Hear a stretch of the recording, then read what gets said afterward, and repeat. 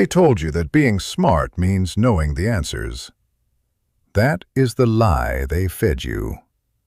Knowing the answers is the consolation prize for people who never learned the real game. You have been sitting in classrooms, consuming content, building your knowledge base, and you are still losing. Still being outmaneuvered, still watching less competent, less educated, less moral people rise while you stand still, confused, wondering what you are missing. What you are missing is not more information. What you are missing is dark intelligence.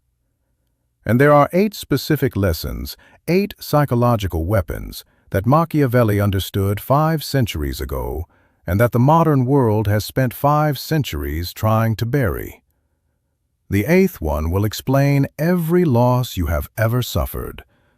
If you are not ready for this, close the video. Go back to the crowd. Go back to the belief that being good and being effective are the same thing. But if you want to know the truth, the cold, uncomfortable, liberating truth, then stay. Because what follows is not motivation. It is surgery. You were brainwashed to believe that intelligence means honesty, that the smart man is the transparent man, that if you show your work, explain your reasoning, and lay your cards on the table, the world will reward you for it. Schools built this belief into your bones. Share your answers, show your process, raise your hand and explain yourself. Religion reinforced it. The virtuous man is the open man, the humble man, the man with nothing to hide. And then you stepped into the real world, and someone less qualified, less honest, and less hard-working took what should have been yours. You opened your mouth to explain yourself, and you had already lost. Niccolò Machiavelli understood something that your teachers never taught you. In The Prince, he wrote, "Everyone sees what you appear to be. Few experience what you really are." This was not cynicism. This was the operating manual for power that the powerful have always used and never shared. Robert Greene built an empire on this same foundation. The 48 Laws of Power, a book banned in prisons across America because the people who run institutions know what happens when the governed understand how governance actually works. I'm going to show you 8 psychological traits that the most dangerous people alive have mastered. But be warned, this knowledge does not come without weight. Every lesson here is a blade, and a blade cuts the one who does not know how to hold it. Lesson 1.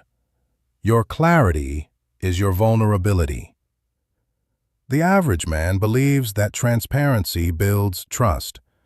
He believes that if he explains himself fully, people will understand him and respect him. He has never been more wrong. The most intriguing people you have ever met do not tell you everything. They answer questions with questions. They smile when you expect them to justify. They leave gaps, and into those gaps your imagination rushes like water into a cracked hull. This is not accident. This is architecture. The psychological principle at work is the Zeigarnik effect, identified by Soviet psychologist Bluma Zeigarnik in 1927. The human brain fixates on incomplete information. It cannot rest until the gaps are filled. When you reveal everything, you give people's minds permission to move on. When you reveal almost everything, you own their attention. Cosimo de' Medici, the architect of the Florentine banking dynasty, never explained his strategic moves. He communicated through action, through silence, through the careful withdrawal of information. Lesser men announced their plans. Cosimo let outcomes speak. By the time his rivals understood what he had built, they were already living inside it. The practical instruction. The next time someone asks about your plans, say only what serves the present moment. Answer with, "I'm working on something," and change the subject. Sit comfortably in the silence that follows. Watch how they lean in. Your restraint is your gravity. What is the quality of your silence? Because the next lesson is about what you become when you inhabit it. Lesson 2. The man with one face is easy to defeat.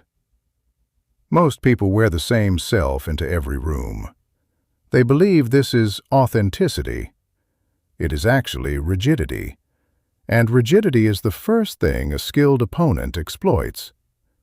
You already shift your presentation naturally. You speak differently to your employer than to your childhood friend. You carry yourself differently in a negotiation than at a funeral. Adaptive persona does not ask you to be fake.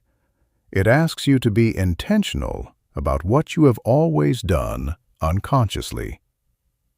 Attachment theory, developed by psychologist John Bowlby and later expanded by researchers studying adult relationship patterns, shows us that people do not connect with people. They connect with versions of people that mirror their own emotional framework.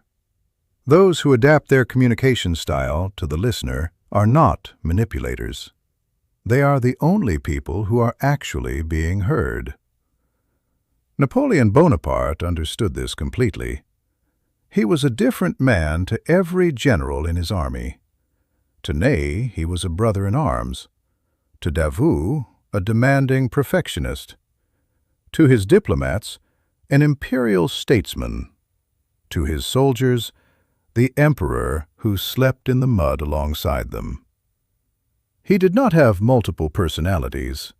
He had a single goal expressed through 100 different instruments.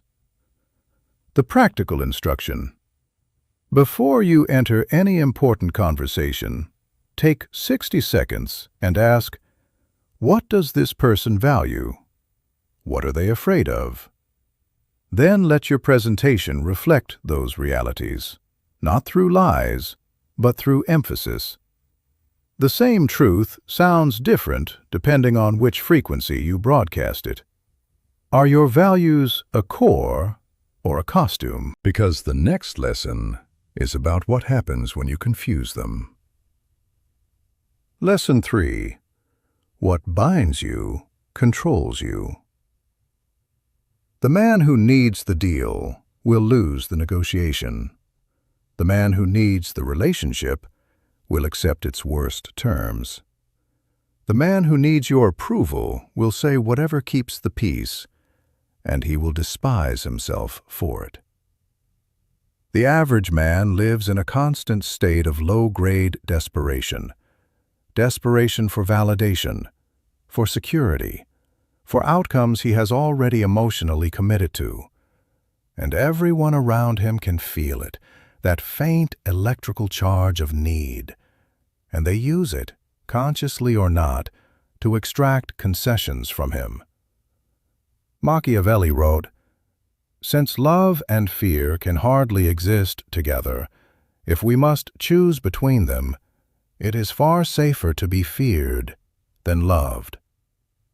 What he understood is that the man who can be threatened through his attachments can always be controlled. The man without attachments cannot be moved except by his own decision. The Stoics called this dichotomy of control, the discipline of separating what is within your power from what is not, and releasing the emotional investment in the latter. Marcus Aurelius built an empire on this principle.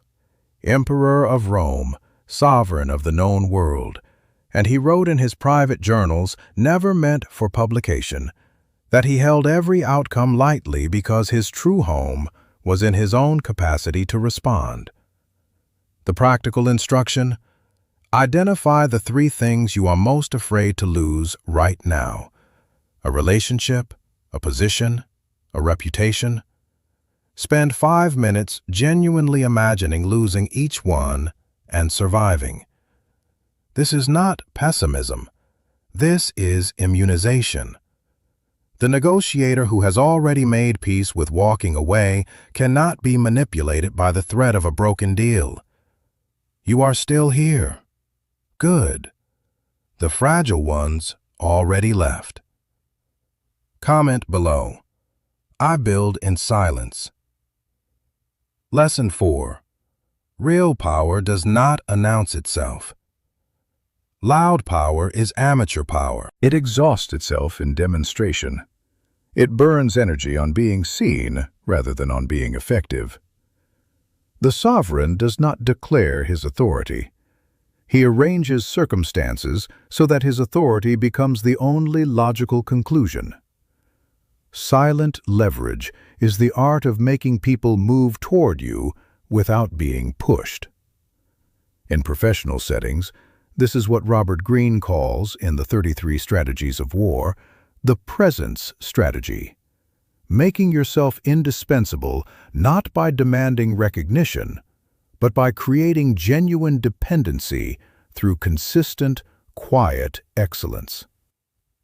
When you solve problems before they are named, when you see what others miss and say nothing until the moment your insight changes everything, you accumulate a form of social capital that cannot be taken by political maneuvering.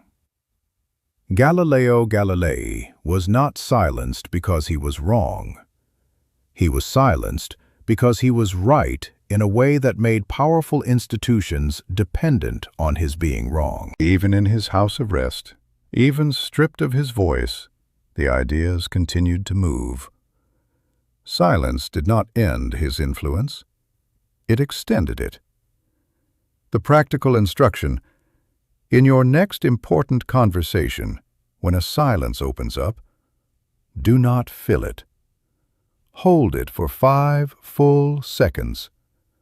Look at the other person steadily. Let the silence work. You will be amazed what they volunteer to fill the void, and how much that information serves you. Silence is pressure. Now, what happens when you add understanding to pressure? Lesson 5. Understanding is the most intimate form of power. People do not want to be heard. They want to be understood. These are not the same thing, and the distinction is everything. The average man listens to respond. He is already composing his answer while you are still speaking. He hears your words but misses your meaning, and you feel that absence even when you cannot name it. Psychological echo is the practice of reflecting not just what people say, but what they mean. The need behind the statement, the fear beneath the complaint, the desire underneath the frustration. This is rooted in what psychologist Carl Rogers called empathic understanding, the deepest form of listening, one that communicates to another person that their inner world has been fully received. Rogers found that this quality of being heard is so rare that when people experience it, they open completely. Their defenses dissolve, their trust transfers almost involuntarily. The Knights Templar, at the height of their influence in medieval Europe, were not merely warriors. They were the most sophisticated intelligence network on the continent. Their power came from their confessional relationships, the secrets of kings and merchants entrusted to them in confidence. They understood that the man who holds what others cannot say to anyone else holds the lever of the world. The practical instruction: the next time someone expresses frustration to you, do not offer solutions. Instead, say, "It sounds like you're feeling undervalued for what you're actually contributing." Mirror the emotion, not the event. Watch the conversation transform. Watch the trust arrive. Now, what do you do with that trust in a world that does not always reward the pure? Lesson 6. The world is not black and white. Surviving it requires you to know the gray. This is the lesson that will cost you the most comfort. Keep it. Ambiguous morality is not the absence of ethics. It is the recognition that rigid moral frameworks applied without intelligence often produce worse outcomes than pragmatic judgment. The man who insists on being kind in every circumstance enables cruelty. The leader who refuses to make difficult decisions because they feel harsh condemns his entire organization to the consequences of his discomfort. Machiavelli wrote in The Prince, "A man who wishes to act entirely up to his professions of virtue soon meets with what destroys him among so much that is evil." He was not advocating evil.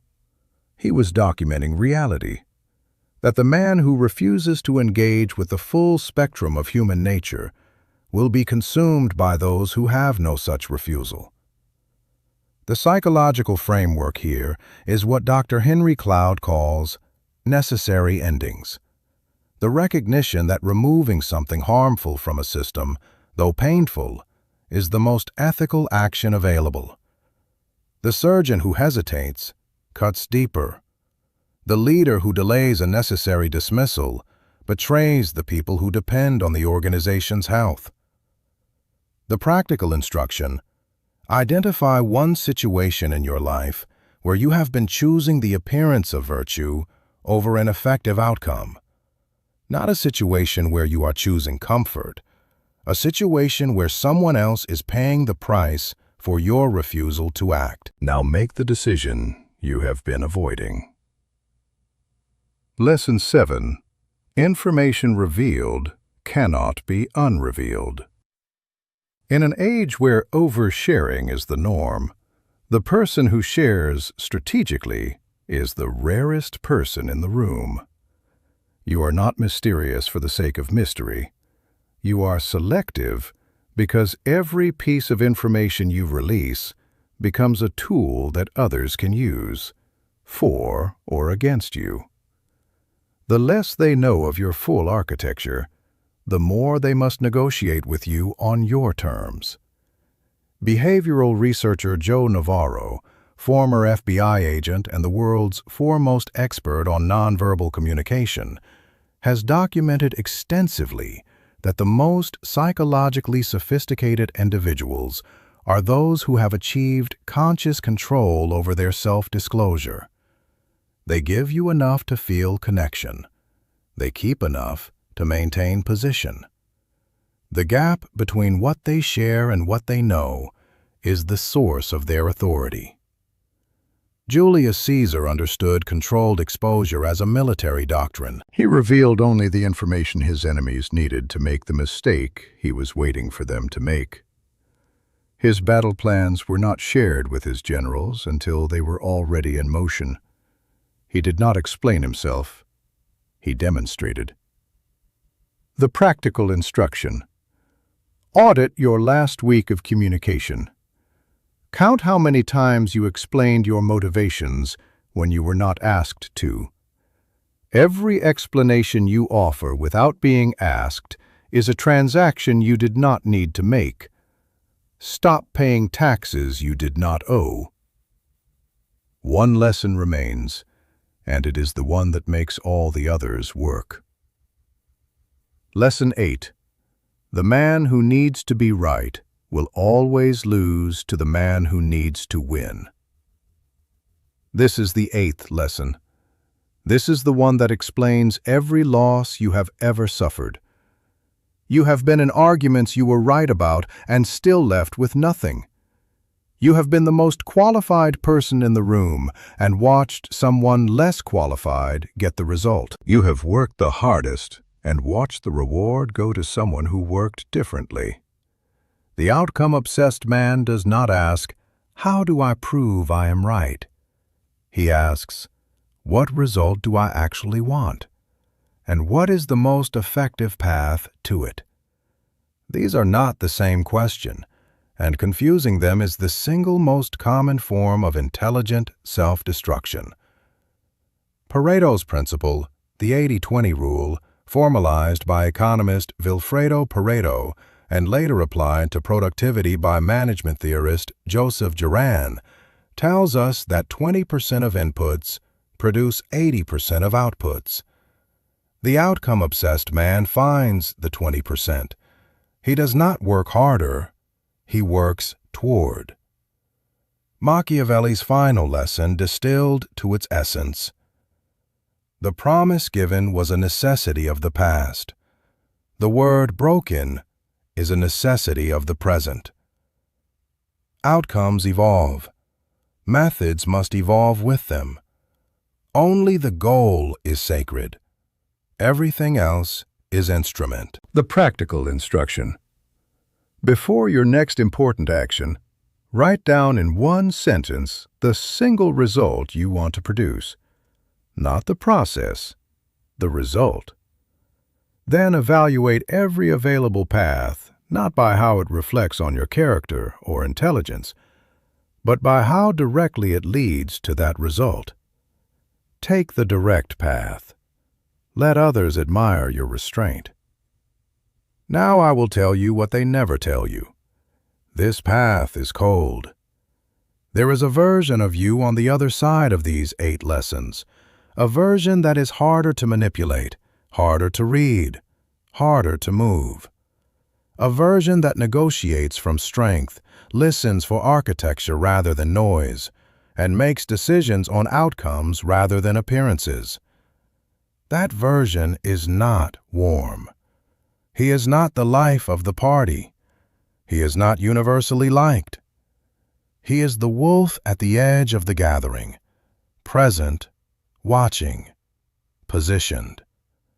While the sheep compete for the best spot in the center of the herd, he sees the entire field. Machiavelli himself wrote The Prince not from a throne, but from a farmhouse in exile. He had been stripped of his position in the Florentine Republic.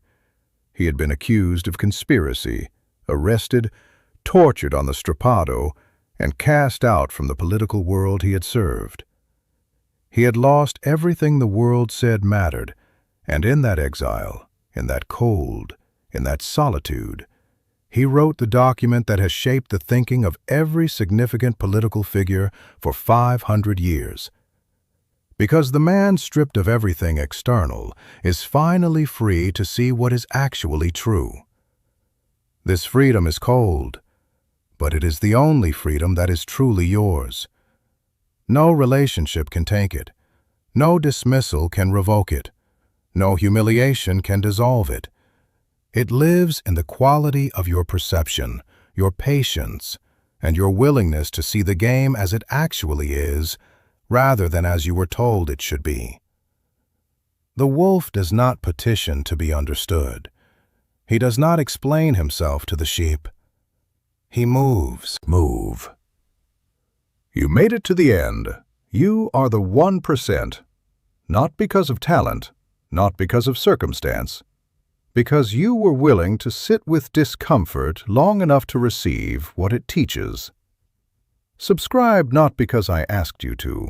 Subscribe because you are done being managed by people who understood these lessons before you did, and because you have decided that ends now.